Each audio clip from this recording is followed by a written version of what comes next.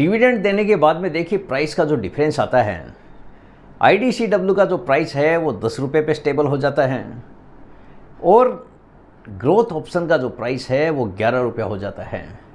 अगले साल एग्जाम्पल के तौर पे आप मान लीजिए कि अगर 15% की ग्रोथ स्कीम ने दी है, बाज़ार ने रिटर्न दिया है, अगर 15% का रिटर्न मिलता है तो जो ग्रोथ ऑप्शन का प्राइस है वो 11 रुपये से 15% बढ़ेगा।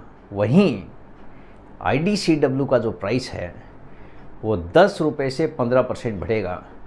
11 रुपये से 15% बढ़ने का मतलब है कि 1.65 आपका प्राइस बढ़ता हुआ दिखाई देगा, यानी 11 + 1.65।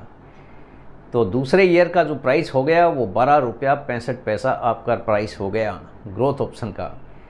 वहीं पे IDCW का 1.5 रुपया प्राइस बढ़ता है 15%, क्योंकि वहाँ पे NAV का प्राइस था 10 रुपया।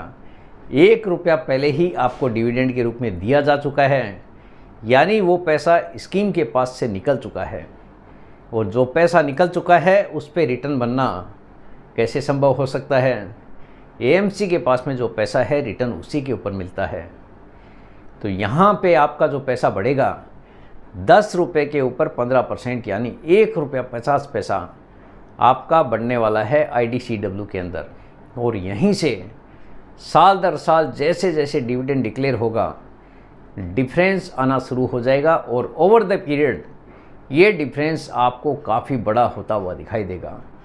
यानी एक टाइम ऐसा आएगा जब आप सोचोगे कि 20-25 रुपये का डिविडेंड दिया, लेकिन प्राइस के अंदर करीब 70-80 रुपये का भी डिफरेंस पहुंच सकता है।